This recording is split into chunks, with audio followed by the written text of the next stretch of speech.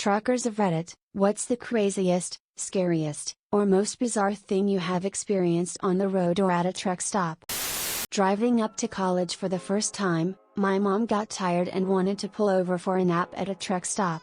While she slept, I people watched.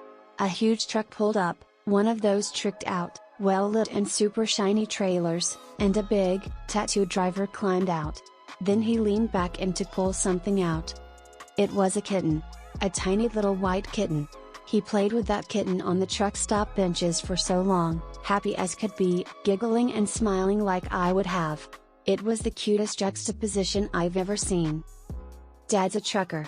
Anyway, one night my dad was driving about a mile behind a guy he knew.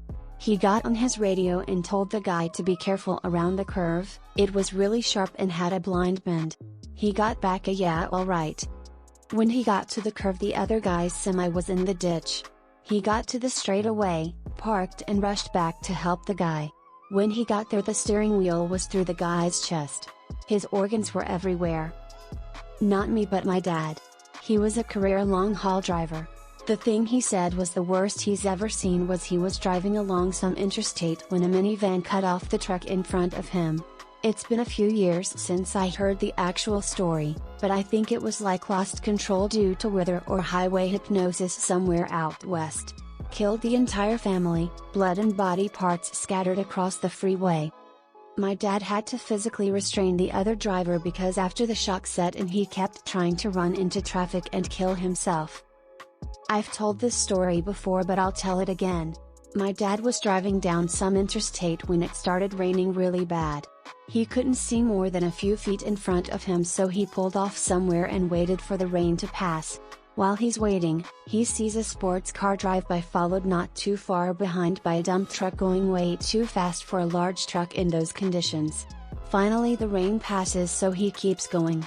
A few miles up the road he comes upon a massive wreck. Apparently the dump truck had slammed right into the back of the sports car. There were 4 college kids in the car coming back from spring break. He goes to see if anyone's injured and it's a bloodbath. The 2 guys in the back died instantly, the driver died on the way to hospital, the guy in the passenger seat survived but he had to have both his legs amputated because they had been crushed by the dashboard. The dump truck driver survived with pretty much no injuries. A state trooper shows up and sees the wreckage. He goes up to the truck driver and punches him in the face. None of the other drivers said anything.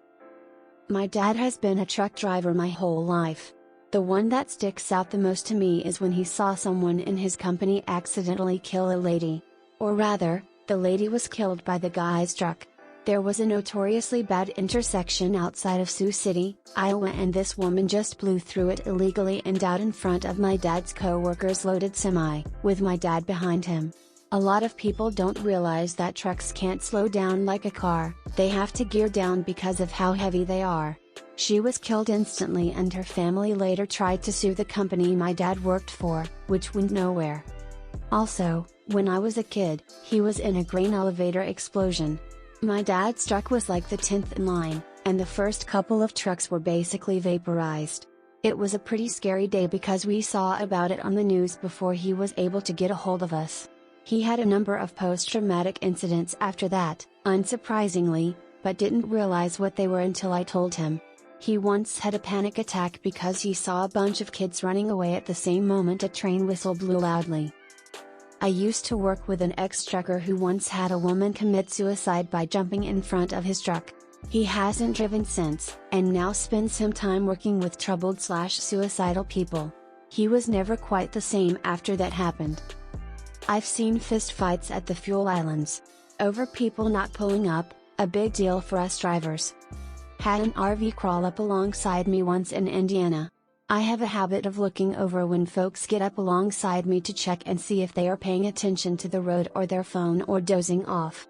Anyway, I glance over to see how old this couple in this RV may be.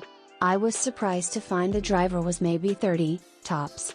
He looks over and smiles, and as sure as God's got sandals, the next second later a young naked woman is bent over the passenger side of the dash and is being, acted upon by another young naked woman with what appears to be a horse-shaped and sized dildo.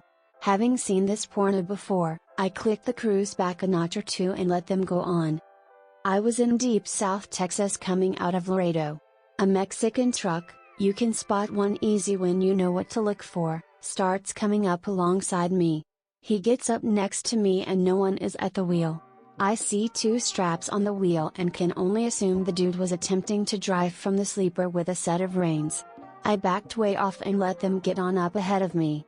Saw them, 3 of these ass clowns in one truck, later at the border check on 35 in cuffs. I was running on Kansas Highway 96 out of Great Bend early one morning. Dawn was just peeking over the horizon back to the east. I rounded the curve out of town heading west when I see Bambi and the gang crossing the road. Must have about 12 or more of them. I get up in the middle of the road and lay on the air horn. They stop crossing, but they all start running along on both sides of the road in the direction I'm going. I get back on the throttle and just as I come up on the group, I see 2 of the deer on the north side deciding they now want to join the group on the south side. Reflexes kicked in and I jumped into the oncoming lane to avoid them. I saw one's face clear as day as my fender and door went past him. He didn't hit the front corner of my trailer or my drives, luckily. However, he did hit his head on the side of my trailer. It must have been enough to daze him as I watch him fall and get hit by my back hopper on the side. He went under my trailer tandems where he exploded. I was over gross weight so he didn't stand a chance. I pulled over about a mile up the road where it was wide enough to do so, 2-lane, and went to look over my trailer. I didn't see any marks on my trailer or hopper, nor anything much on the trailer tandems. The only thing left was a tuft of fur or 2 and blood dripping off both mud flap. R.I.P. retard Bambi. My brother-in-law was a trucker for many years. He took his stepson, my sister's son, with him on one run. They were somewhere in the rural south and hit a power/telephone line that was too low across the road. It seems hard to believe but it actually yanked one of the telephone poles out of the ground and it crashed through the passenger window and out the windshield and stuck there.